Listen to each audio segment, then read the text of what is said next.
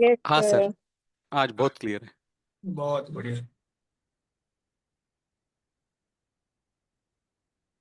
तो आज का जो टॉपिक है गजकेसरी योग है। और गजकेसरी योग का जो रूल है वो दोनों रूल मैं आपके सामने शेयर कर रहा हूं। तो जुपिटर कहाँ से केंद्र में होना चाहिए? पहला कंडीशन, लगन से। लग्न से केंद्र में होना चाहिए या तो चंद्रमा से केंद्र में होना चाहिए, है ना। Correct sir. मून से या तो लग्न से, इन दोनों से किसी से भी अगर जुपिटर केंद्र में है तो केंद्र का घर कौन कौन से होते हैं? 1 4 7 10। 1 4 7 और 10। तो ये गजकेसरी योग बनेगा। तो आप देख लीजिए, एक एग्जांपल ले लेते हैं। पहला रूल है ये, ठीक है, लेकिन ये कंप्लीट रूल है नहीं। तो मानिए किसी का ये लगन है, लगन में 2 नंबर लिखा हुआ है। कौन सा लगन है ये? टॉरस। तो आप देखिए, अगर जुपिटर यहाँ पे रहा तब भी गजकेसरी योग बनेगा। हाँ सर। अगर जुपिटर वहां से चौथे में रहा तब भी जो गजकेसरी योग बनेगा। करेक्ट। यानी जुपिटर ये जो केंद्र भाव है यहाँ पे रहेगा तो गजकेसरी योग बनेगा लगन से। ये जो है लग्न से गजकेसरी योग बना, है ना। तो आप देखिए किसी भी कुंडली में अगर हमने 4 हाउसेस कंप्लीट कर लिए 12 में से, तो इसका मतलब है कि 33% कुंडली में गजकेसरी योग बन ही गया, इजंट इट। Correct sir.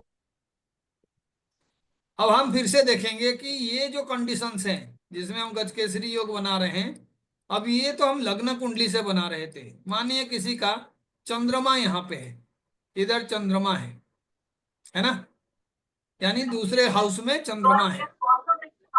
कौन पीछे बात कर रहा है? Kindly mute.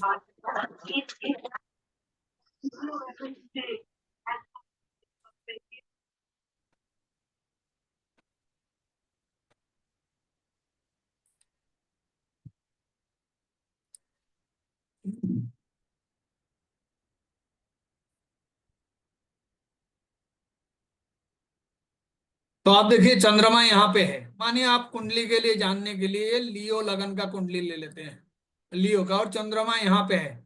तो देखिए जब जुपिटर सेकेंड हाउस में रहेगा तब भी गजकेसरी योग बनेगा। Correct sir. जब जुपिटर यहाँ पे 5 नंबर घर में रहेगा तब भी गजकेसरी योग बनेगा। ऐसे ही यहाँ से जब आप फिर से 4 काउंट करोगे तो यहाँ 8 नंबर घर में भी गजकेसरी योग बनेगा। और अगर आप यहाँ से फिर काउंट करते हैं 4 3 7 8 9 और 10, यहाँ पे भी गजकेसरी योग बनेगा। तो ये 2 कंडीशंस हो गए। सारे इसी के बारे में बात करते हैं, जो भी एस्ट्रोलॉजी शुरू करते हैं और केंद्र भाव से इसका व्यवस्था करते हैं तो लोगों को लगता है गजकेसरी योग बन गया। और इस परिस्थिति में भी आप देखो चंद्रमा 1 महीने में पूरा राउंड ले लेता है यहाँ पे, तो जुपिटर कहीं पे भी 1 साल के लिए रहे, हर महीने में 10 दिन जो है चंद्रमा जुपिटर से केंद्र भाव में रहेगा, इजंट इट। 12 दिन घूमने के लिए चंद्रमा को 12 घर घूमने के लिए 29 दिन लगता है लगभग। इसका मतलब 10 11 दिन जो है चंद्रमा जुपिटर के साथ गजकेसरी योग बनाएगा। तो दोनों को अगर हम कंबाइंड कर लेंगे तो आपको पता चलेगा कि 60 65% लोगों के कुंडली में गजकेसरी का योग हो जाएगा। लेकिन जो एक्चुअल रिक्वायरमेंट है यहाँ पे वो ये है, ये सेकेंड वाला कंडीशन को कोई जो है बहुत ज्यादा समझने का कोशिश नहीं करता है, जबकि ये एक बहुत ही ज्यादा पावरफुल कॉम्बिनेशन और कंडीशन होना चाहिए। क्या होना चाहिए?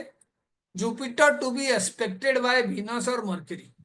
कोई भी बेनिफिक प्लैनेट जो है जुपिटर के साथ रिलेशन बनाना चाहिए। तो यहाँ पे मैंने खाली एस्पेक्ट लिखा है, कंजंक्ट होने से भी होगा, इजंट इट। कंजंक्ट भी हो जाए तब भी जो है ये वाला कंडीशन बनेगा। What is conjunct? साथ में एक ही घर में रहने का सर। साथ में एक ही घर में रहने का। इसका तो मतलब यही हो गया कि भाई केंद्र भाव में है जुपिटर के साथ, 1 नंबर घर में है ना। कंजंक्ट हो गया, जुपिटर जिस भी साइन में है उसी साइन में हो गया। या तो ये मरकरी और वीनस का कौन सा एस्पेक्ट होता है? 7th। 7th एस्पेक्ट, यानी उसके आमने सामने कहीं पे होना चाहिए। ये 2 कंडीशंस। बहुत सारे लोगों के कुंडली में ही सेकेंड वाला कंडीशन फुलफिल नहीं होता है और लोग फिर भी कहते हैं हाँ जी गजकेसरी योग बन रहा है। अब ऐसा राजा जिसका गजकेसरी योग में पहला वाला कंडीशंस तो पूरा हो रहा है, कि जुपिटर जो है लगन से या चंद्रमा से केंद्र भाव में है, लेकिन ये जो सेकंड कंडीशन है, जुपिटर के ऊपर एस्पेक्ट जो है किसी बेनिफिक का होना चाहिए, वीनस और मरकरी का, ये होता नहीं। ये दोनों कॉम्बिनेशन जहां पे भी होगा तो आपको ये समझ में आना चाहिए कि एक पावरफुल कॉम्बिनेशन फॉर गज गज केसरी। केसरी योग है। क्लियर? तो अब जो ये यस सर। गजकेसरी योग है, इसका डिफरेंट डिफरेंट परिस्थिति हम देखेंगे कि किस तरीके से हम लोग जो हैं इसको ये करते हैं। तो मैं क्या करूंगा, पहले लग्न कुंडली लूंगा और उसके बाद में गजकेसरी योग बताऊंगा, और उसके बाद मैं कहूंगा कि उस योग में भी कौन सा ऐसा कॉम्बिनेशन है जो फलीभूत नहीं होगा। यानी गजकेसरी योग तो है लेकिन वो फलीभूत नहीं हो रहा है। बात समझ रहे हैं? तो इसको ध्यान से आप सुनने का कोशिश करिएगा।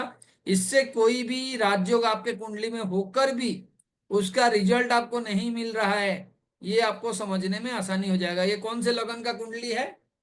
मकर लगन का सर। मकर लगन का कुंडली है।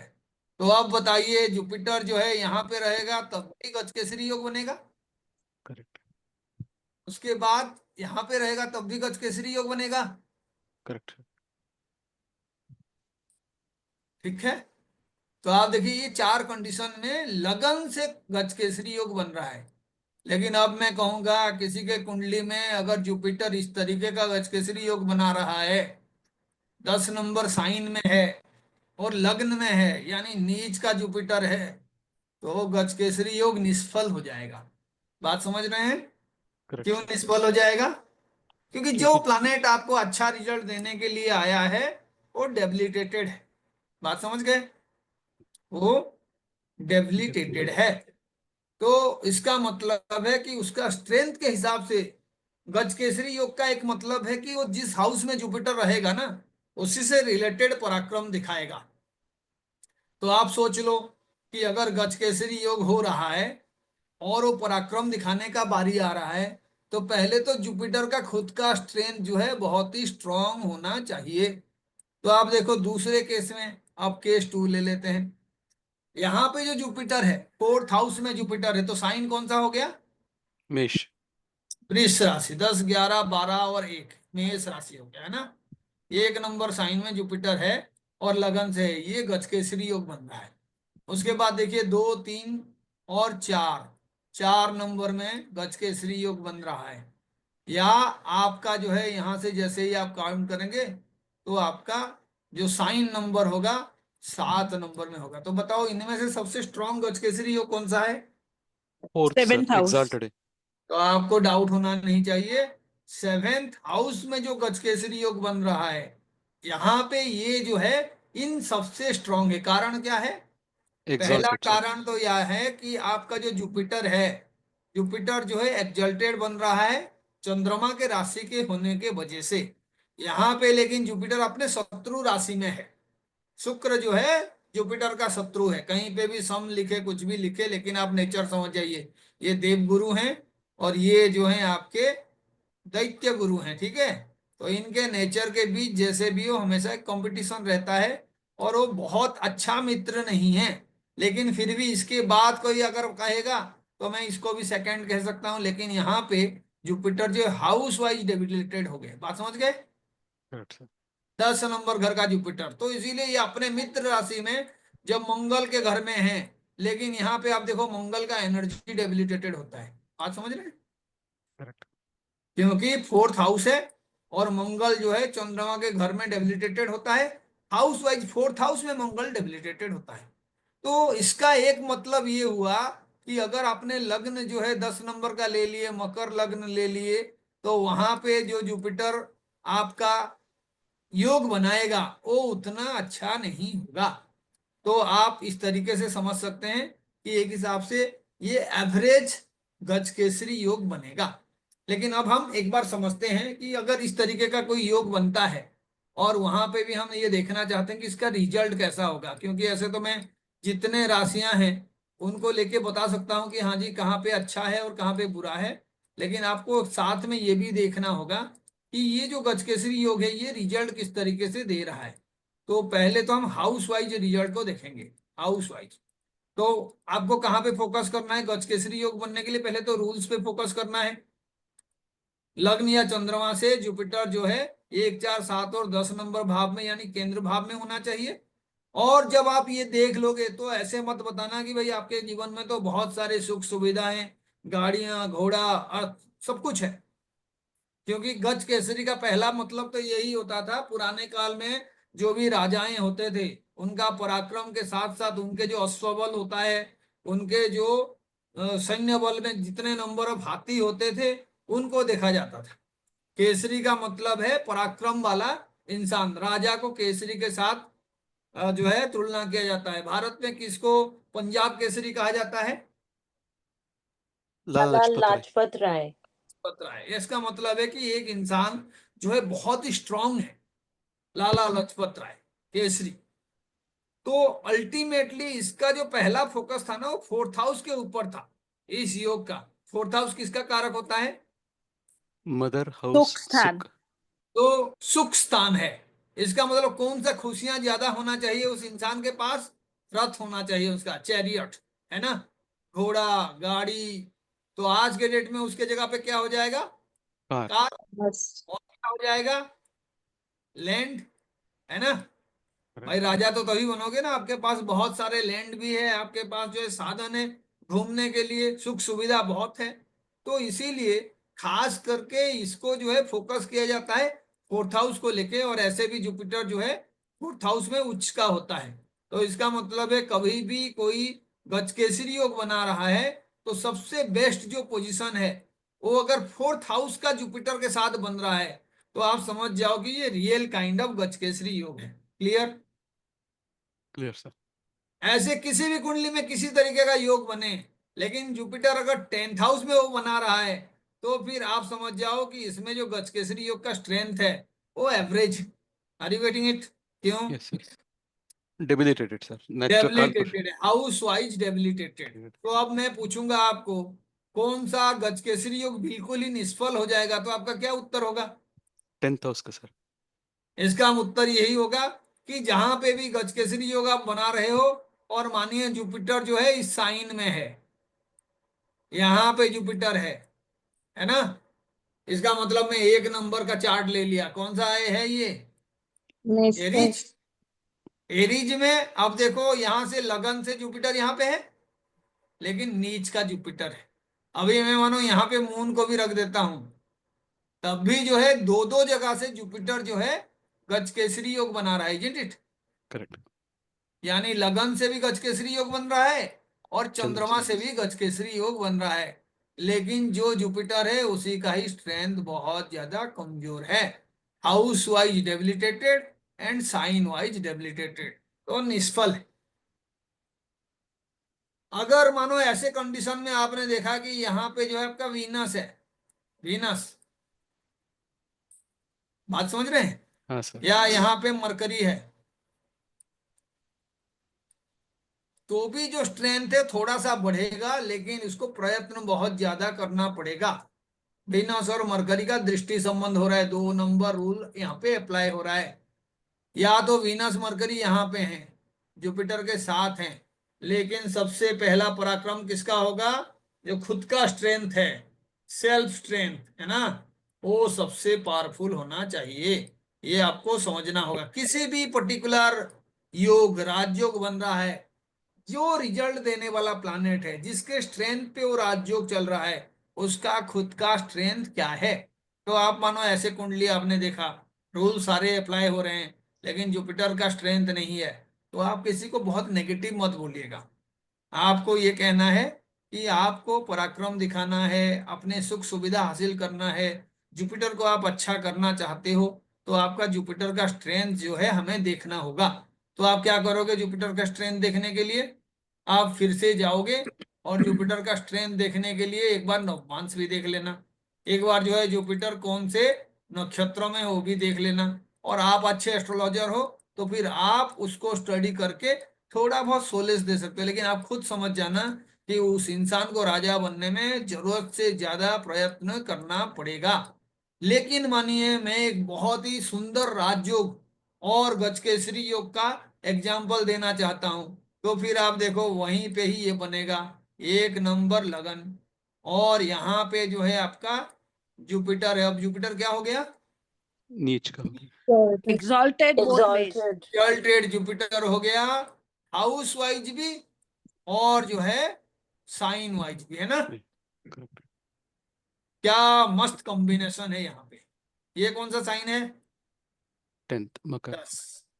और ये जो है 7 नंबर साइन है। तो यहाँ पे कहीं पे भी मून रहे, है ना, तब भी इसका स्ट्रेंथ जो है बढ़ेगा, क्योंकि मून से भी गजकेसरी योग बन गया। लेकिन कोई पूछेगा कि इनमें से कौन सा मून आप चॉइस करना चाहोगे, अगर आपके पास ऑप्शन है, तो मैं इसको चाहूंगा, क्योंकि फ्रेंडली साइन में है चंद्रमा। चंद्रमा यहाँ पे एग्जल्टेड होता है, लगन से भी जुपिटर जो है आपका एग्जल्टेड है, और चंद्रमा से भी स्क्वायर में है। ठीक Pravati, है, हाँ जी, can we put the moon with Jupiter in fourth sign? ये वहां पे भी आ सकते हैं।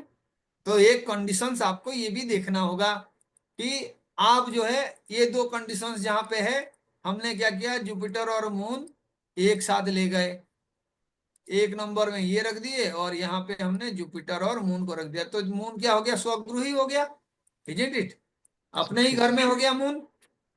लेकिन यहाँ पे अगर ये कॉम्बिनेशन भी साथ में हो जाए कि आपको कोई बेनिफिक एस्पेक्ट जो है मरकरी या वीनस का मिल जाए, या मरकरी और वीनस जो है साथ में हो जाए, तो फिर गजकेसरी योग बनेगा, और प्रबल गजकेसरी योग बनेगा, है ना।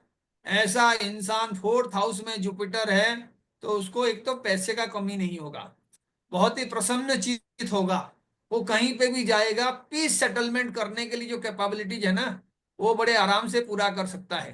पीस, ट्रैंक्विलिटी, किसी भी घर का प्रॉब्लम को सॉल्व करना, अपने जन्म स्थान में बहुत ही प्रसिद्ध हो जाना, अपने जन्म स्थान में, यानी वो जहां पे पैदा होगा, जिस कंट्री में रहेगा, वहां पे उसको जानने पहचानने और सम्मान करने वाले लोग बहुत होंगे। बात समझ रहे हैं? हाँ जी। सर। तो आप अपने अपने चार्ट में जब भी किसी का देखोगे गजकेसरी योग, तो पहले तो आपको ये देखना होगा कि जुपिटर जो है कौन से हाउस में है, और पहले तो स्क्वायर में है या नहीं। स्क्वायर में अगर है, और साथ में अगर आपको मरकरी और वीनस का किसी तरीके का कंजंक्शन मिल गया या एस्पेक्ट मिल गया, तो आप समझ जाइए ऐसा इंसान कोई साधारण इंसान नहीं होगा। और ऐसे इंसान कितने परसेंट होंगे आपको?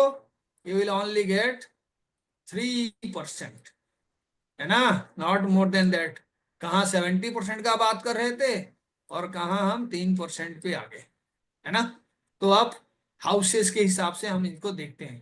सर मानिए जुपिटर यहाँ पे है। सर एक क्वेश्चन हाँ था जी, इसी को हाँ लेकर। जी। सर अभी आपने सर जैसे पिछले वाले कॉम्बिनेशन में बताया कि सबसे बेस्ट अगर 4th हाउस में मतलब जुपिटर भी हो और मतलब मून भी है, तो इस केस में सर अगर जुपिटर मून के साथ सर केतु भी होता तो ये इफेक्ट बढ़ता कि सर कम होता?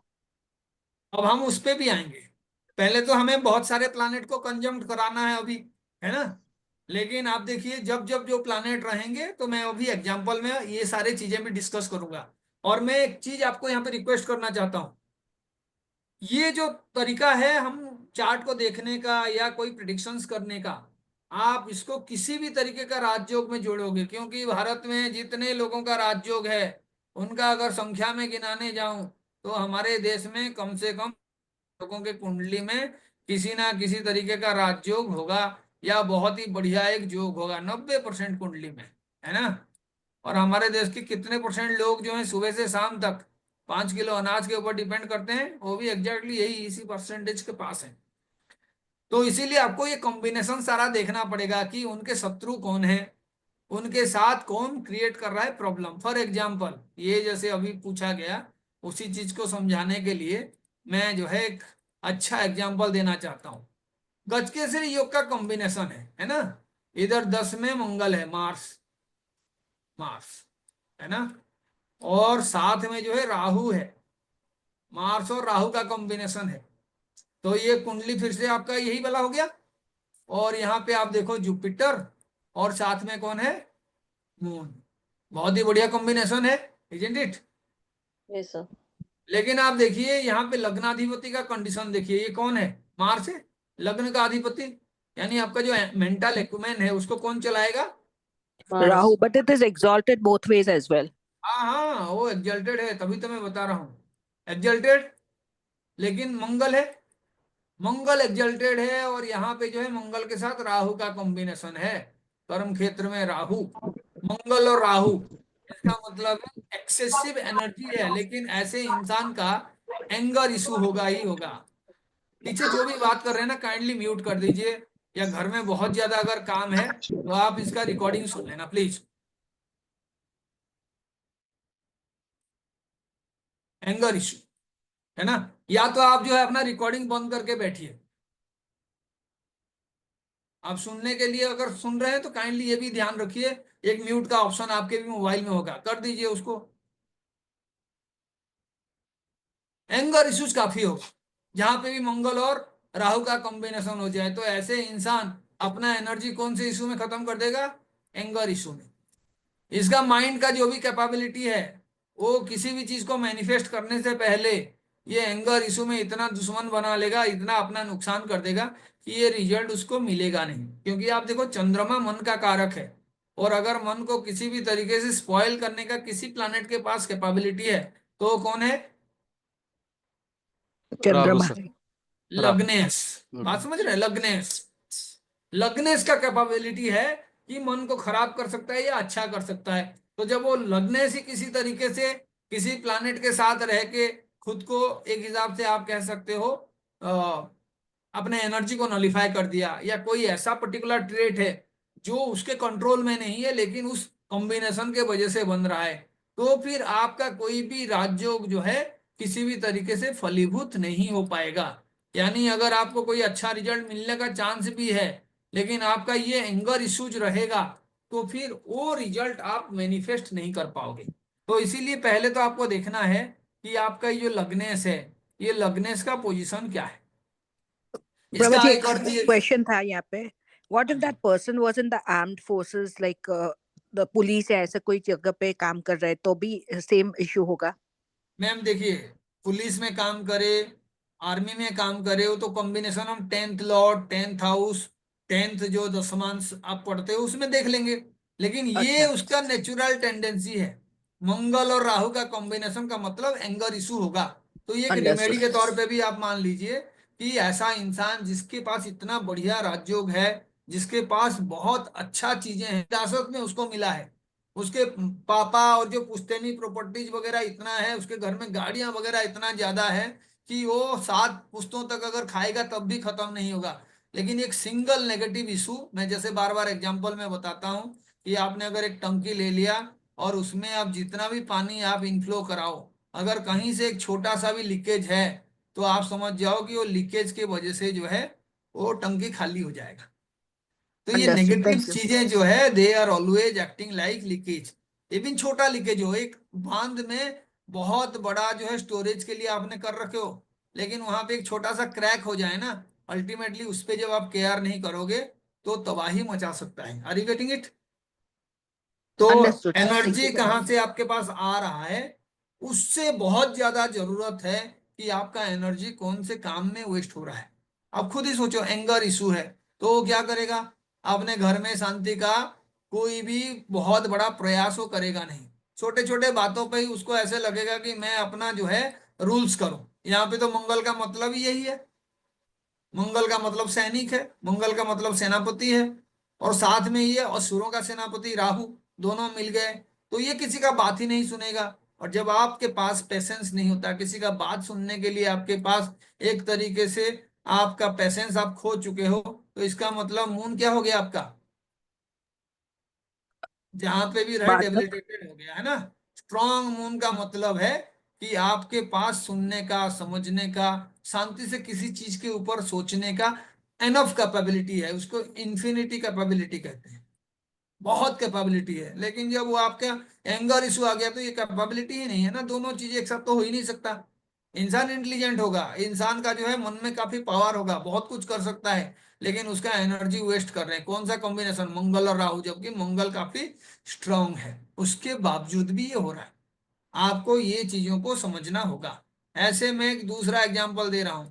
अगर मानिए आपका जुपिटर जो है बड़ा अच्छा कॉम्बिनेशन में है, लेकिन आपने देखा कि जुपिटर के साथ सैटर्न का कॉम्बिनेशन हो गया, जुपिटर के साथ किसका, सैटर्न। Saturn. शनि का कॉम्बिनेशन हो गया, तो आप समझो जिसके साइन में जुपिटर सबसे नीच का होता है, अगर वो आके कॉम्बिनेशन कुछ बना रहा है, तब भी आप क्या कहोगे कि जी ये शनि का इस तरीके का पोजीशन है कि जुपिटर के साथ शनि नीच भंग तो हो रहा है। जुपिटर के साथ शनि जब भी रहेगा तो हमारे रूल के हिसाब से नीच भंग बनेगा। और जुपिटर के साथ शनि रहने का मतलब भी है कि वो इंसान लाइफ में पहले तो कोई हाई पोजीशन से लो पोजीशन पे जाएगा, फिर वो लो पोजीशन से हाई पोजीशन पे पहुंचेगा। नीच भंग जब होता है, इस तरीके का कॉम्बिनेशन होता है, तो आप देखो शनि के साथ रहने से ये जो परिस्थिति है ये राजा वाला परिस्थिति नहीं है। स्ट्रगल करके विपरीत राजयोग बनाने का मतलब है आप तो जब तक लाइफ में इस तरीके का पोजीशन आपका आया नहीं है, आप कभी भी नहीं समझ पाओगे कि आपका ये जो गजकेसरी योग है ये फलीभूत हो रहा है। ऐसे इंसान को कब पता चलेगा फलीभूत, यहाँ पे पता चलेगा जब वो धीरे धीरे राइज करेगा, है ना।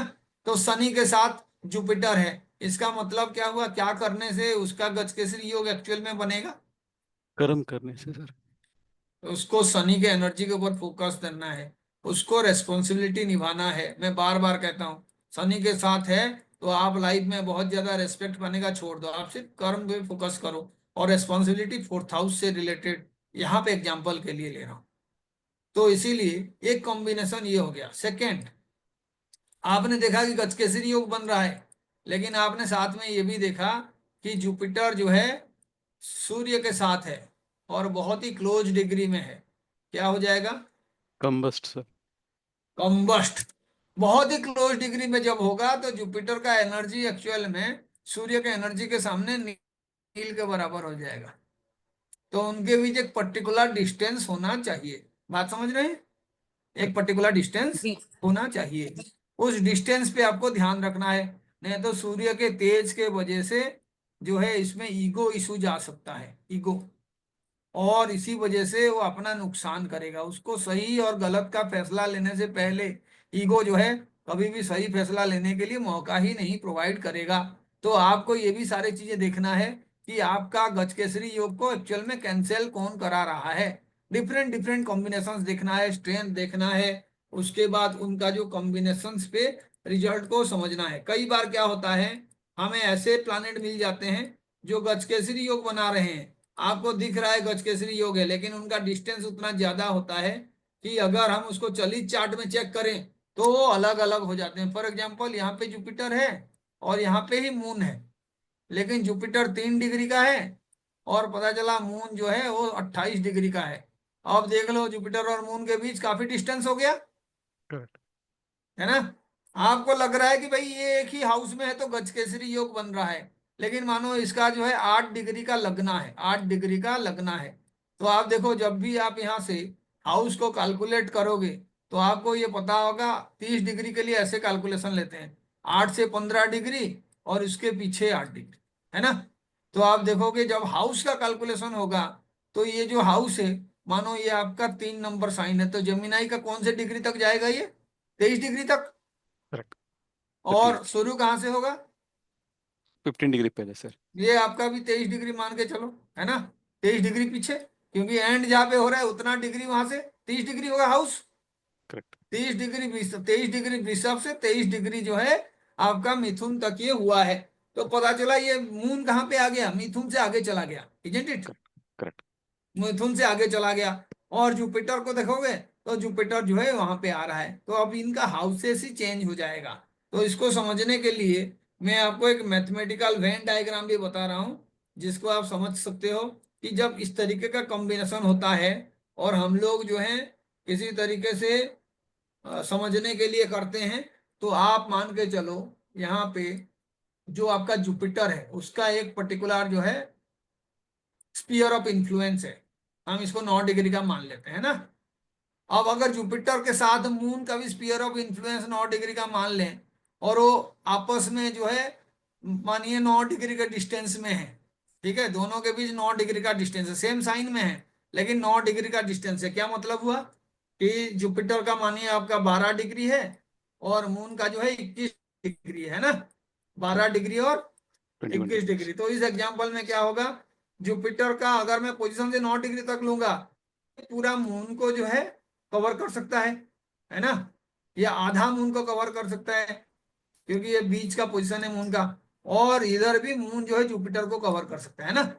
तो कॉम्बिनेशन में बहुत सारे ट्रेड इनके आपस में पावरफुली एक दूसरे को हेल्प करेंगे, क्योंकि आपको दो चीजों का हेल्प चाहिए, या तो लगन के साथ जुपिटर का हेल्प, और या तो आपका मून के साथ जुपिटर का हेल्प, इजंट इट, यही चाहिए। सेम हाउस पे नहीं होके अगर 1 4 7 10 का बना रहे हैं, लेकिन फिर भी इनके डिग्री वाइज जो है तालमेल सही से बन नहीं रहा है, तो भी आप देखना जब जगन्नाथ हो रहा आप यूज करोगे, तो बहुत सारे केसेस में जो एस्पेक्ट का बात होता है, बहुत सारे एस्ट्रोलॉजर एस्पेक्ट को सिर्फ नंबर के हिसाब से ले लेते हैं कि हाँ जी 1 और 7 के प्लानेट आमने सामने रह जाएंगे तो उनका म्यूचुअल एस्पेक्ट हो जाएगा, 1 और यहाँ पे रह जाएंगे 5 पे तो उनका जो है जुपिटर वाला एस्पेक्ट आ जाएगा। लेकिन ये सारा समझना गलत है।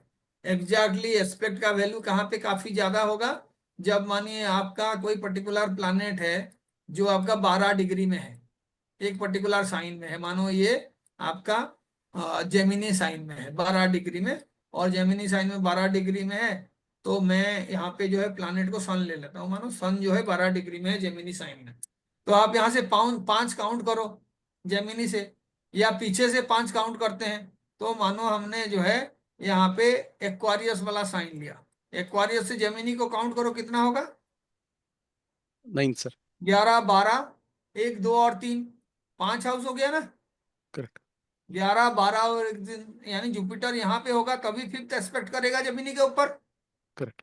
इजंट इट, फिफ्थ एस्पेक्ट कर रहा है, लेकिन जुपिटर का पहला तो खुद का स्ट्रेंथ देखो एक्वारियस में कमजोर होता है, और मानो यहाँ पे भी मैं स्ट्रेंथ देखूंगा तो किसी को समझने में दिक्कत नहीं होगा, अगर जुपिटर 12 डिग्री में है तभी जाके ये एस्पेक्ट बहुत स्ट्रांग होगा, इजंट इट, Correct.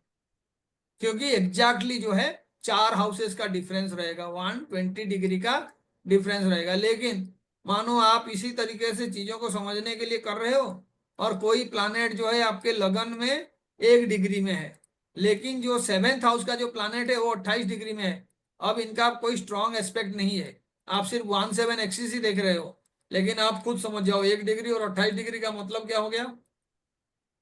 अगर ये 1 डिग्री का है और दूसरा भी 1 डिग्री का है, तब तो इनके बीच 180 डिग्री का पूरा डिफरेंस है ना, Correct.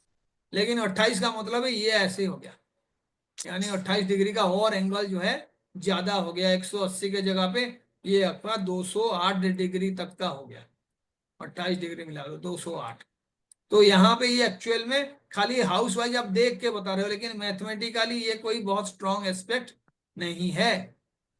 जो समझ रहा है अभी आप ये सारे चीजों को उसी के अकॉर्डिंग बना सकते हो और बता सकते हो, तो आपको बहुत कम राजयोग वाले लोग मिलेंगे। तो ऐसे परिस्थिति में जहां पे आपको लग रहा है कि आपके कुंडली में बहुत अच्छा कॉम्बिनेशन है, लेकिन रिजल्ट आपको उसी के अकॉर्डिंग नहीं मिल रहा है, तो आपको ये देखना होगा वो कॉम्बिनेशंस में जो प्लैनेट्स हैं वो किस तरीके का एक्चुअल प्रभाव दे रहे हैं, और क्या सही में वो बहुत क्लोजली प्लेस्ड हैं, ताकि एक हाउस का इफेक्ट मिले, या लगन से केंद्र में हो या आपके मून से केंद्र में हो। और जब आप ये सारे चीजें देख लेना, तो उसके बाद वीनस और मरकरी का कंजंक्शन या उनका एस्पेक्ट, उसको भी जरूर आप देख लेना। अगर ये भी नहीं है तो भी आपका स्ट्रेंथ जो है बहुत काम का नहीं होगा। अब जो है इसी चीज में मैं हाउसेस के बारे में बताना चाहता हूँ। मानिए किसी का गजकेसरी योग इस हाउस में हो रहा है, ये भी एक नॉलिफाई वाला कंडीशन है।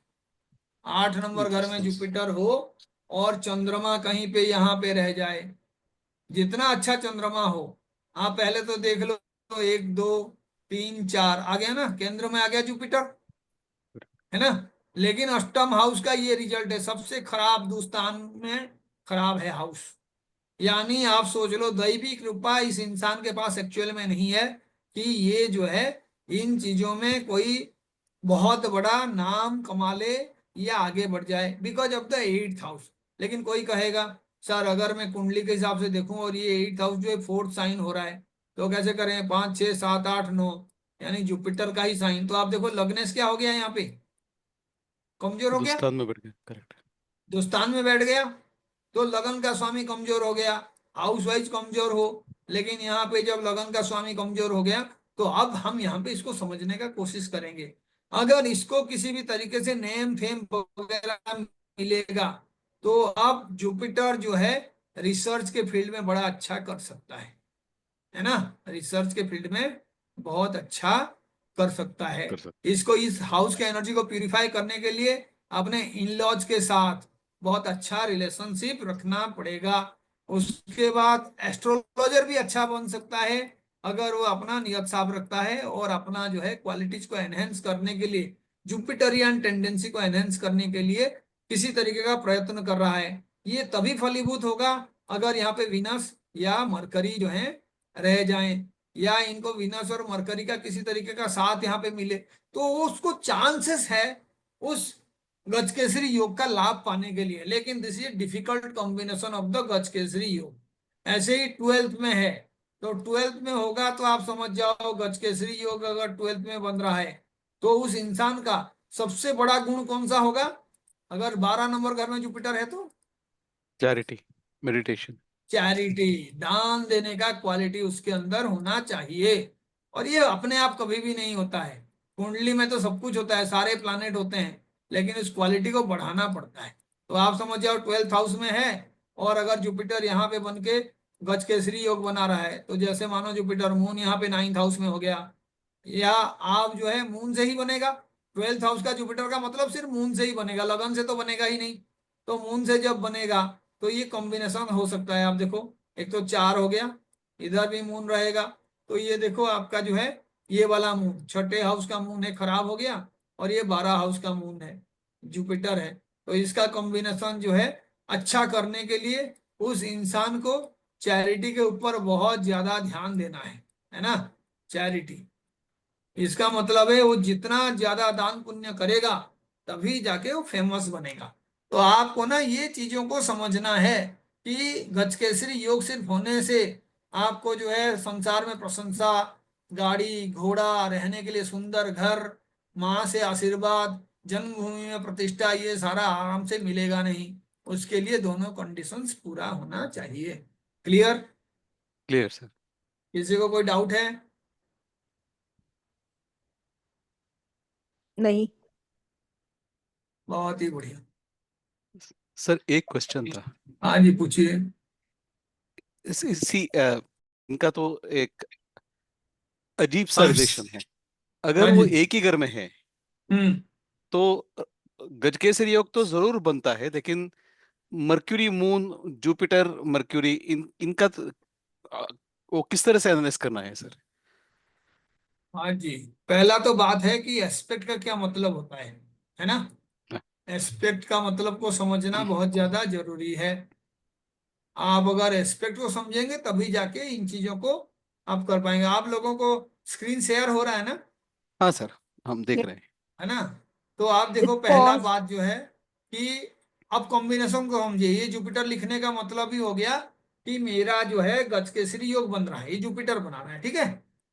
इसका मतलब है मैं पहले कंडीशंस में नहीं जा रहा हूँ कि लगन से 4th में है या मून से 4th में है, ये गजकेसरी योग बनाने वाला जुपिटर है। अब हम क्या करेंगे, इसमें जो है मरकरी और वीनस का, इनमें से किसी का भी एस्पेक्ट हम जोड़ देते हैं। तो पहला तो ये एस्पेक्ट किस बात का है? सर आपका तो बस पीपीटी दिख रहा है, लेकिन उसके ऊपर हमको जुपिटर कुछ नहीं दिख रहा है, बस खाली वो It's कुंडली का paused. पीपीटी दिख रहा है। The screen sharing is paused. Okay, मैं करता हूँ एक बार, ठीक है। अब ठीक है बात सर। करते हैं। पहले तो मैं जो है ये रिकॉर्डिंग को ही बंद कर देता हूँ थोड़ी देर के लिए, है ना।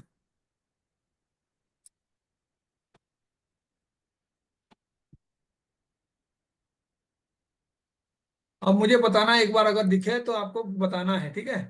हाँ अब दिख रहा है सर। दिख रहा है। हाँ, अब दिख रहा है ना। तो आप देखिए, जब भी हमारे ऊपर किसी अच्छे प्लैनेट का दृष्टि संबंध बनता है ना, तो एक तो होता है इसका जो दृष्टि संबंध है ना, ये सबसे बड़ा मैनिफेस्टेशन के ऊपर डिपेंडेंट है। मैनिफेस्टेशन होना चाहिए। इसको समझने के लिए हम ऐसे करते हैं, कालपुरुष कुंडली ही ले लेते हैं। तो आप देखो ये मरकरी कहाँ पे आ गया? 10th house. 10th house 10th में। house, 10 signs. और वेनस भी 10th हाउस में आ गया, है ना। अब देखो यहाँ पे जो मरकरी है ये कौन सा लॉर्ड है? 3rd हाउस का लॉर्ड है और 6th 6th हाउस। हाउस का लॉर्ड है। और जब वीनस है तो सेकंड हाउस का लॉर्ड है, और जो है वो सेवेंथ हाउस का लॉर्ड है। तो अल्टीमेटली आप देखो यहाँ पे मैं मरकरी को अगर कहता हूँ कि नहीं हमें एक ही एस्पेक्ट चाहिए, तो ये जो वीनस है कौन सा एस्पेक्ट दे रहा है? फाइनेंशियल सर एस्पेक्ट दे रहा है। ये पैसे का घर हो गया और ये आपका बिजनेस का घर हो गया, है ना। तो ये इंसान का करेक्ट। प्रतिष्ठा कौन बढ़ाएगा एक्चुअल में? वीनस वाला जो काम है ना वीनस। वही बढ़ाएगा। तो पता चला ये इंसान जो है अपने ही स्टेट में या ये किसी तरीके का ऐसे काम में इन्वॉल्व है जिसमें लेडीज का जो है जिंदगी में काफी सारे तरक्की हो रहा है ना। यानी ये जो है एक वुमेन वुमेन राइट्स लीडर है, या ये अपने यहाँ पे उनको रोजगार दिलाने के लिए कोई काम कर रहा है, उनको अपलिफ्ट करने के लिए कोई काम कर रहा है। तो आप अभी समझ जाओगे कि वीनस एक्चुअल में क्या कर रहा है। उसके बिजनेस में बहुत सारे जो है लेडीज ही वर्किंग में है, या उसके पार्टनरशिप में है, या उसके रिलेटिव्स में कई हैं जो फाइनेंशियली उसको हेल्प कर रहे हैं। तो वीनस कौन से तरीके से प्लान कर रहा है यहाँ पे? गजकेसरी योग का जो स्ट्रेंथ को एक्चुअल में फुलफिल करने के लिए, जुपिटर का तो खुद का स्ट्रेंथ है ही, लेकिन उसमें सबसे बड़ा रोल किसका है? वीनस का। तो मैं अभी पूछूंगा कि अब बताओ कब ये पर्टिकुलर कंडीशंस जो है उसके लाइफ में आएगा, क्योंकि ये भी एक बहुत बड़ा रूल है कि कब उसका जो है गजकेसरी योग फलीभूत होगा उसके जीवन में। तो आप देखो ये गजकेसरी योग फलीभूत करने के लिए सबसे सिंपल तरीका है, कराएगा कौन गजकेसरी योग फलीभूत? Jupiter, correct. है ना। जुपिटर। तो जुपिटर अगर लगन के साथ बना रहा है तो लग्नेश बनाएगा, या लगन में कोई पर्टिकुलर प्लैनेट है तो लगन का जो प्लैनेट है वो जुपिटर के साथ जब भी दशा अंतर्दशा प्रत्यंतर दशा में आएगा तब भी कॉम्बिनेशन बनेगा। अगर जुपिटर और मून का कॉम्बिनेशन है तो दशा चाहे किसी का भी हो, जुपिटर का अंतर्दशा और मून का प्रत्यंतर दशा, मून का अंतर्दशा और जुपिटर का प्रत्यंतर प्रत्यय। दशा, और उसके साथ ये जो वीनस का कॉम्बिनेशन आपने लिए हो, ये जब भी अंतरा में आएगा, प्रत्यंतर में आएगा, तब उस इंसान के लाइफ में इस योग का फलीभूत होने का चांसेस जरूरत से ज्यादा बढ़ जाएगा। क्लियर? क्लियर। Clear sir. हाँ जी, इसमें तो डाउट होना नहीं चाहिए आप लोगों को, है ना। क्योंकि अभी तो आपको लोगों का जो सारे मतिभ्रम में घूमते हैं कि मेरे पास तो इतना बढ़िया राजयोग है, मेरे कुंडली में ये भी है, ये भी है और ये भी है, लेकिन मैं सुबह से शाम तक जो है गरीबों की तरह घूमता रहता हूँ। तो आप उसको बता देना कारण क्या है। बात समझ गए? जी प्रवत जी, एक क्वेश्चन था। हाँ जी। In the previous case where we did the Gajkesari Yog by putting Moon and Jupiter both in the fourth sign in fourth house, हाँ जी। but if we were to look at it from the BNN aspect, the Jupiter and Chandrama हाँ, together is not very positive, in the sense that Chandrama is considered a little bit negative. So how will that play out? चंद्रमा को negative तो सारे negative point नहीं है चंद्रमा के साथ, बात समझ रहे हैं। और जी ऊपर से बीएनएन का प्रोग्रेशन मेथड है, वो प्रोग्रेशन में नाटाल चंद्रमा के पास जुपिटर आएगा तभी वो इफेक्ट दिखता है। बात समझ रहे हैं। नेचर में तो but कह देते हैं चीटिंग का कॉम्बिनेशन है, ये वाला कॉम्बिनेशन है, लेकिन फलीभूत होने के लिए जुपिटर जो है प्रोग्रेशन में, मैंने बताया था प्रोग्रेशन उसका, है ना। मून से जी प्रोग्रेशन में वो जाना चाहिए 159 में, यानी उसके साथ बैठे। तो चीटिंग होना या उसके लाइफ में वो खुद चीटिंग करे, दोनों कॉम्बिनेशन है, तभी तो मैं कहता हाँ, हूँ। but अगर naturally natally दोनों साथ में बैठे हैं in fourth house in fourth sign, हाँ जी। तो जन्म से ही वो आइदर चीट होंगे या चीटिंग करेंगे, ऐसा बोल सकते हैं? गज के श्री नहीं, बहुत पावरफुल है। कोई भी जन्म से चीटिंग करता नहीं है, ये हमारा कॉमन सेंस है। धीरे धीरे क्या होता है, परिस्थिति ऐसा होता जाता है। अब फोर्थ हाउस में बैठा हुआ है तो अब ये माता का कारक है, हाउस में किसी तरीके का प्रॉब्लम है, लेकिन अगर गजकेसरी योग उसमें फलीभूत हो रहा है, स्ट्रांगली फलीभूत हो रहा है, विनस का एस्पेक्ट है, तो ऐसा नहीं कि वो इंसान पैदा होने के बाद उसके पास फाइनेंशियल स्ट्रेंथ आएगा, वो पहले से ही कोई रिच फैमिली में होगा। तो इसीलिए अभी हम क्या करेंगे, इन चीजों को समझने के लिए कुछ रियल कुंडली जो है लेंगे। बात समझ रहे हैं ओके, कि अंडरस्टूड। एक्चुअल में क्या हो रहा है। लेकिन बीएनएन का बात आप समझ जाइए, बीएनएन में जो नेचर है ना, वो इंसान का नेचर आपको पता चल जाएगा, तो फिर आप बीएनएन में चेक करोगे उसको। लेकिन बीएनएन में सबसे बड़ा चीज जो है भृगुनंदी नाड़ी में प्रोग्रेशन मेथड, कब ये लाइफ में होगा, यही सवाल आपका आंसर जो है भृगुनंदी नाड़ी में प्रोग्रेशन मेथड बताएगा, है ना। अगर कोई जी छोटा बच्चा 8 साल से चीटिंग कर रहा है तो ये फिर बहुत डिफिकल्ट बात है। चीटिंग घर में ही है ना, उसको सिखा हुआ है और उसको आगे बढ़ा रहा है। तो हमें वो देखना पड़ेगा प्रोग्रेशन मेथड को भी यूज करके, है ना, क्योंकि मून जो है Understood. बाकी चीजों का भी कारक है, उसको भी आपको देखिएगा। हाँ जी, और क्या सवाल है? सर आपने एस्पेक्ट के बारे में बात किया, अगर कंजंक्शन है तो हम एस्पेक्ट की जैसे ही ट्रीट करेंगे। हाँ जी, कंजंक्शन और एस्पेक्ट दोनों रिलेशन बनाने के लिए है ना, क्योंकि बुध और समझ वीनस ऐसे प्लैनेट हैं जो यहाँ पे कोई दूसरा एस्पेक्ट तो उनका है नहीं। कौन सा एस्पेक्ट है? Only seventh aspect. Seventh aspect है। तो इसीलिए या तो सेवेंथ एस्पेक्ट बना रहे हैं जुपिटर के ऊपर, या तो जुपिटर के साथ है ना। लेकिन वहां पे भी और वैदिक रूल्स यूज होते हैं। पहला वैदिक रूल है मरकरी जुपिटर साथ में है, तो आप देखो मरकरी जो है जुपिटर के हाउस में ही नीच का होता है, मरकरी जुपिटर का बाधक करेक्ट। रिलेशनशिप है। तो इसका मतलब ये भी आप जोड़ के करेक्ट। देखो कि वो अगर इस तरीके का कोई लाभ गजकेसरी योग का पा रहा है तो जन्म से होगा ही नहीं, मरकरी साथ में है तो बाधा उसके लाइफ में आएगा, उसके बाद जाके गजकेसरी फलीभूत होगा। इसका मतलब कहाँ पे बाधा आएगा? जो मरकरी का दशा आएगा उसके इनिशियल पीरियड उसके लिए चैलेंजिंग होगा, और मरकरी का जो प्रत्यंतर दशा का जो है सेकेंड हाफ है वो उसके लिए लाभदायक होगा, है ना। पहले बाधा उसके बाद गेन, बाधक के साथ वो रिलेशनशिप बनेगा। जुपिटर वीनस का बन जाए तो हमें पता है कि जुपिटर के साइन में वीनस एक्सल्टेड होता है, तो इसीलिए जब भी वीनस का प्रत्यंतर दशा आएगा, अंतरदशा आएगा, तो वो जो जुपिटर मून वाला फेज है, क्योंकि मून वहां पे प्रत्यंतर में भी आ सकता है बार बार, है ना, तो करेक्ट। वहां पे correct. Jupiter Venus combination role दिखाएगा। इसको समझने के लिए आप कुंडली जाके चेक करिएगा, आंखें बंद करके किसी को मत बोलिए कि आपका गजकेसरी योग है और आप जो है दूसरे दिन राजा बन के घूमोगे, तो पता चला देश में 90 करोड़ लोगों को राजा बनाना पड़ेगा, है ना। करेक्ट ऐसे सर। पॉसिबल नहीं है। Thank you sir. Thank you. ठीक है, तो आज मैं जो है दूसरा भी आपको ये बता देता हूं, जो आपका पारिजात योग है उसको भी आप उसी के अकॉर्डिंग समझेंगे। रूल्स बताने के बाद आपको अप्लाई करने का काम है कि उसमें से स्ट्रॉन्ग कौन सा है और फलीभूत कब होगा वो। तो उसमें भी ये सारे रूल्स जो हैं अप्लाई होंगे। तो सूर्य के साथ कंबस्ट है क्या, कोई उसको प्रॉब्लम क्रिएट कर रहा है क्या, तमाम चीजें देखना होगा और कब वो होगा। लेकिन उसके लिए कॉम्बिनेशन क्या है, कोई भी प्लानेट आप ले लो, जैसे हमने ये ले लिया, तो यहाँ पे मानो आपका चंद्रमा है मून, तो मून क्या हो गया? एक्सल्टेड, है ना, मून इज एक्सल्टेड। दिखाई दे रहा है या नहीं? यस। हेलो, मून हाँ, एक्सल्टेड है। दिख रहे सर। करेक्ट और सर। मून का डिस्पोजिटर कौन है? Venus sir. वीनस है। तो आप देखिए यहाँ पे ये 10 नंबर साइन हो गया, ये 11 हो गया, यहाँ पे वीनस है। अब क्या कॉम्बिनेशन बन गया, मून भी एक्सल्टेड और वीनस भी एक्सल्टेड, तो एक्सॉल्टेड। पारिजात योग बन गया, है ना।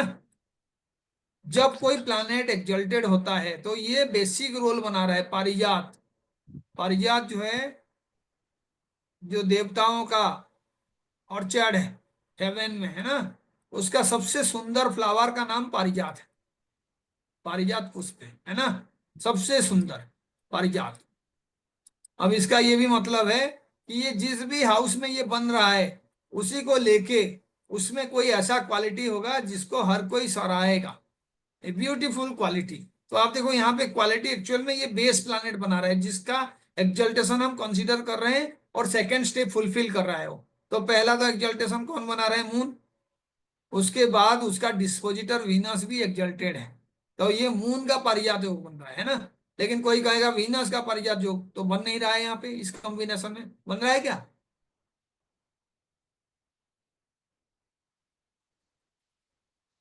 हाँ जी, क्या वीनस का पारिजात योग बन रहा है? नहीं सर, नहीं बन रहा, क्यों नहीं बन रहा है? जुपिटर सर फोर्थ साइन में बैठ जाएगा तो वो भी बन जाएगा। तो इसका मतलब है बेस प्लैनेट कौन हो गया? अगर मैं वीनस लेके देख रहा हूं तो अगर जुपिटर यहां बैठेगा तो वीनस का भी पारिजात योग बनेगा, डबल पारिजात योग हो गया। लेकिन कौन से हाउस के वजह से उस इंसान को लोग रेस्पेक्ट करेंगे?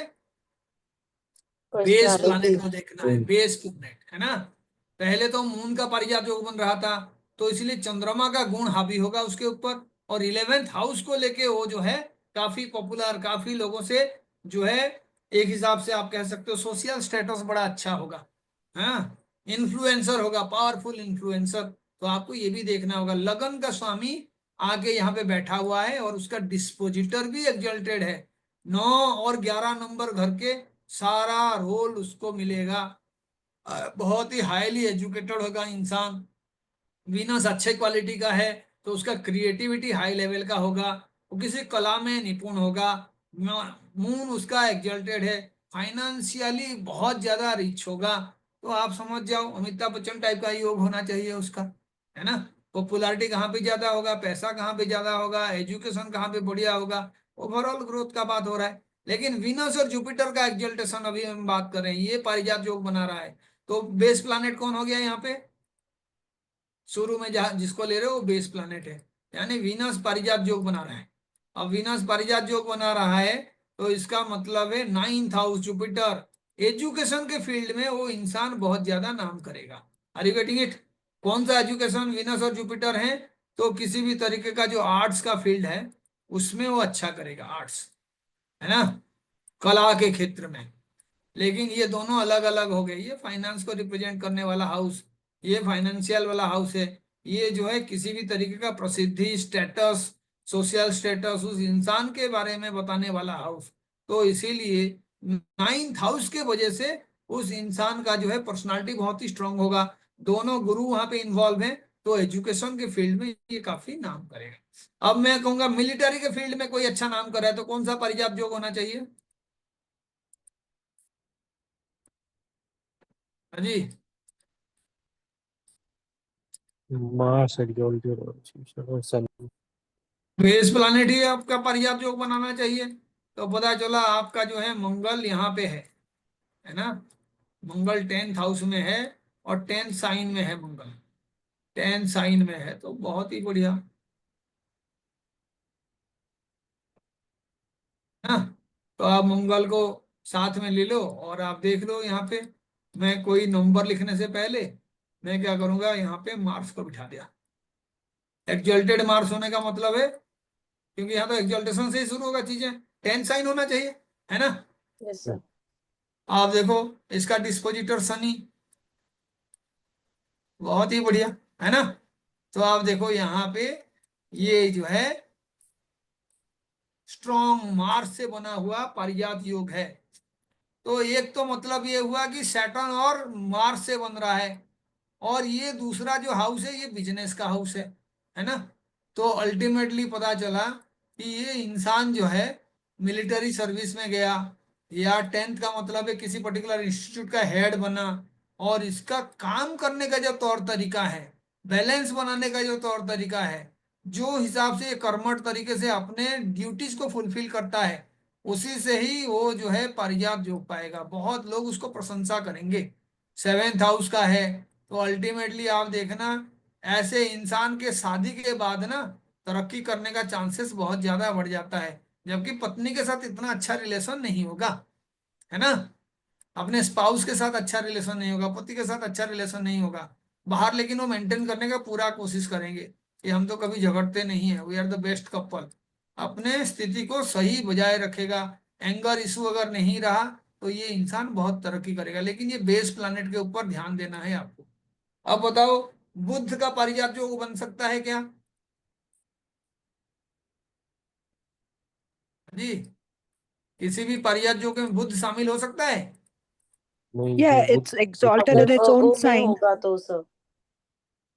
और एक में तो बनेगा ही नहीं, बुध का पारिजात योग कैसे बनेगा, है ना। तो आप समझ जाओ बुध का पारिजात योग बनेगा नहीं, क्योंकि बुध जो है अपने साइन में एग्जल्टेड है तो डिस्पोजिटर भी वही है। यहाँ पे दो चीजें चाहिए, एक तो प्लानेट और उसका डिस्पोजिटर दोनों एग्जल्टेड होना चाहिए, यानी दो सेपरेट प्लानेट एग्जल्टेड होना चाहिए। लेकिन मानिए मैं यहाँ पे ये ले लेता हूँ, 3 नंबर ले लेता हूँ और यहाँ पे मैं राहु को प्लेस कर देता हूँ, और 6 नंबर में जो है आपका मरकरी है।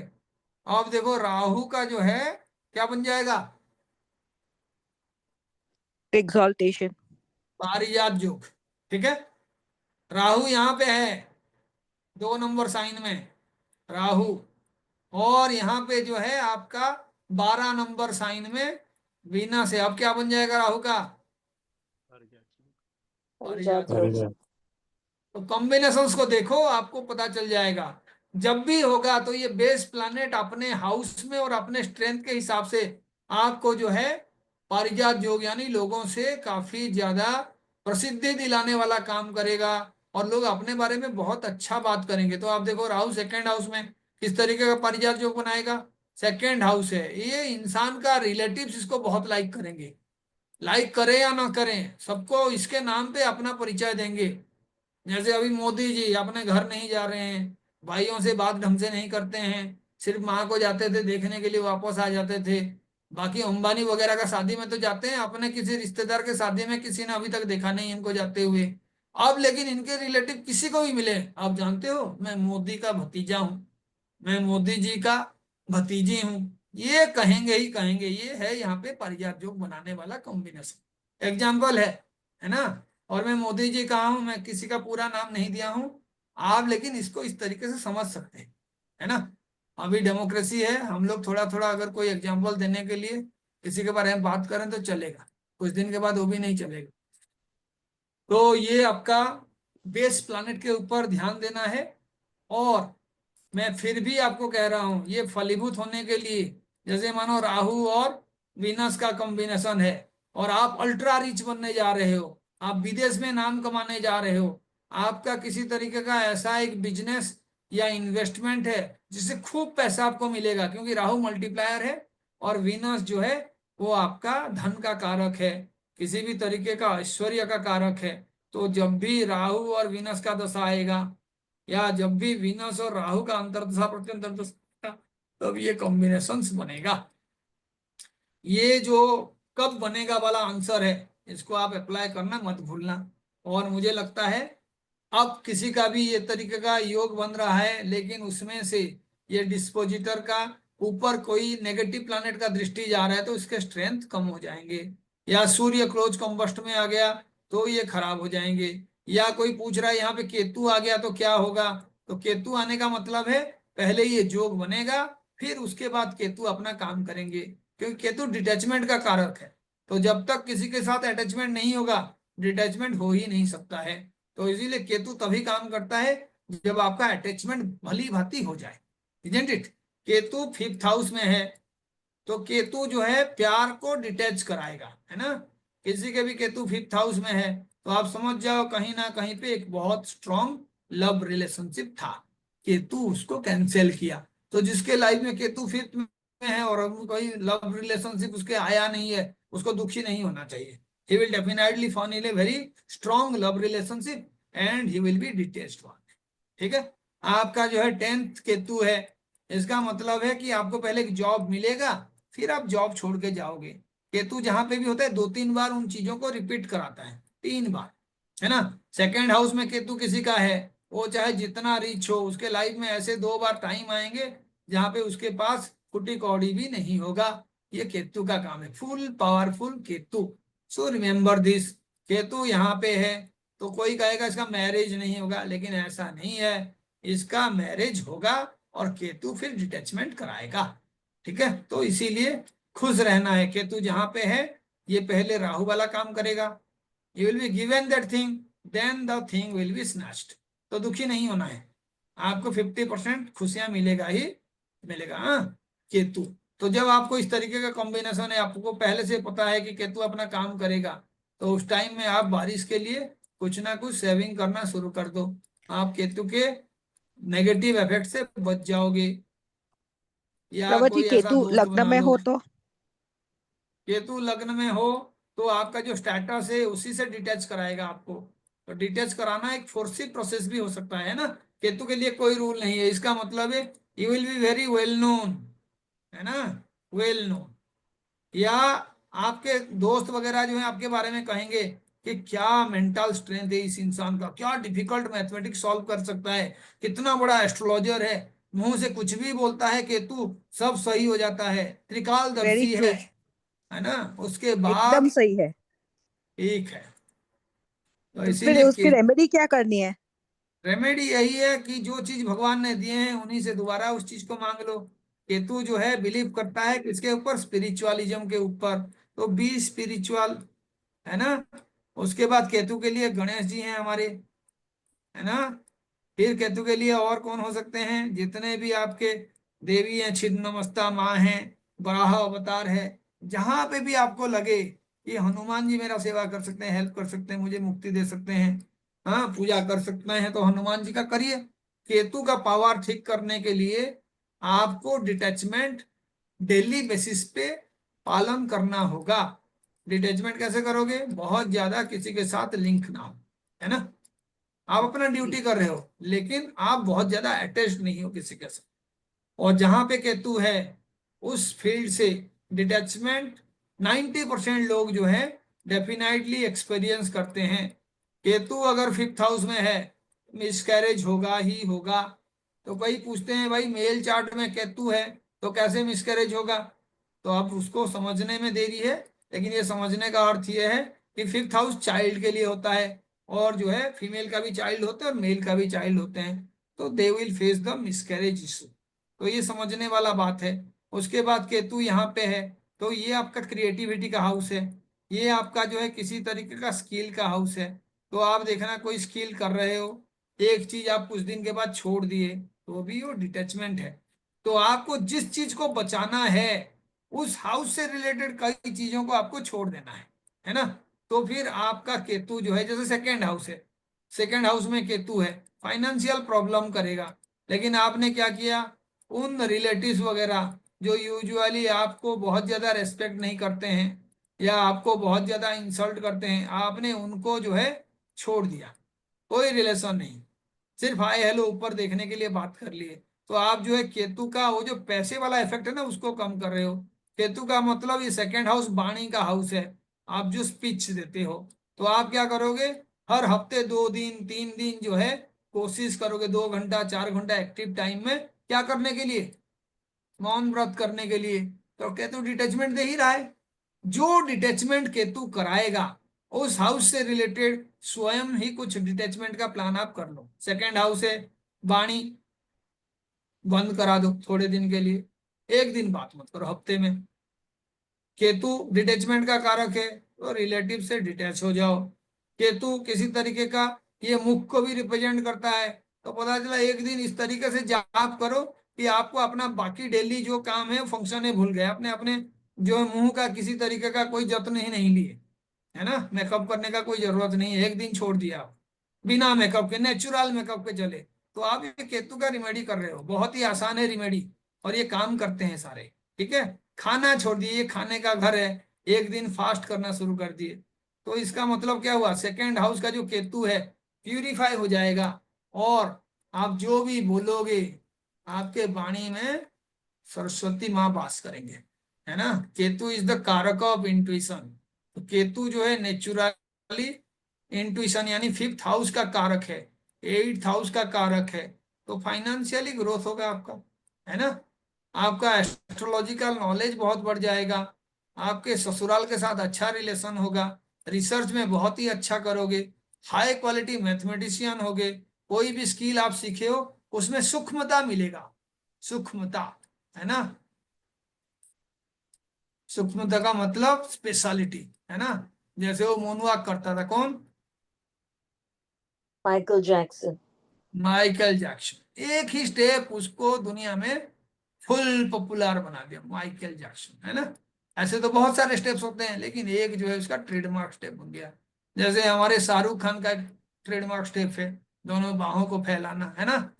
तो ये आपको समझना पड़ेगा, ये सारे क्वालिटीज हैं।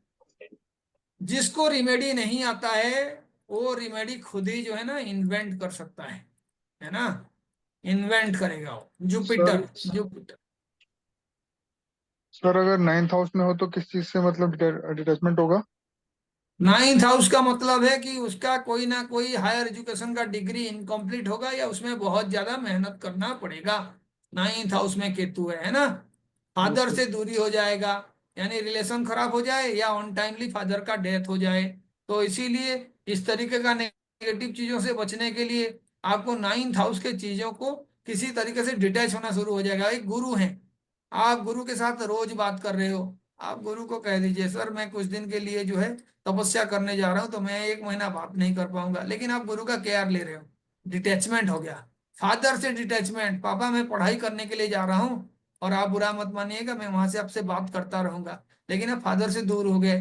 तो आप अच्छे काम के लिए जा रहे हो, हायर एजुकेशन के लिए जा रहे हो, आपने धर्म का कोई काम है उसको करना शुरू कर दिए। लेकिन केतु का मतलब है दिमाग नहीं होना, बिना सोचे समझे काम को करना। तो आप फिर लॉजिक ढूंढने लगोगे कि हाँ जी धर्म का सारा चीजें सही है, या मुझे जो है धर्म को जैसे समझाऊं उसमें कुछ और भी प्रैक्टिस में चेंजेस करना है। तो जो आपका धार्मिक प्रैक्टिस है उसको बदलना है। आप रोज मंदिर जाते हो, आप 2 दिन मंदिर नहीं गए लेकिन आप चैरिटी का काम किए, तो 9 नंबर का एनर्जी को आप यूज कर रहे हो। दूसरा, यहाँ पे जो है गुरु के लिए कोई मंत्र आप जो है जाप करना शुरू कर रहे थे, आपने कुछ दिन के लिए मंत्र बंद कर दिया। जो भी आप कर रहे हो उसमें केतु का एनर्जी, ऐसे भी 9th में प्यूरिफाइड एनर्जी है केतु का, ठीक है। तो आप जो है डिटैचमेंट होने का मतलब भी यही है। पहला तो यही समझना कि जब तक हम इस शरीर में हैं हम लोग किसी से भी डिटैच नहीं हो सकते, शरीर छोड़ने के बाद हम डिटैच होंगे। तो पहले से ही प्रैक्टिस करो। ऐसे लोगों को एक आसन है प्रैक्टिस करना चाहिए, उसको कहते हैं शवासन। What is that?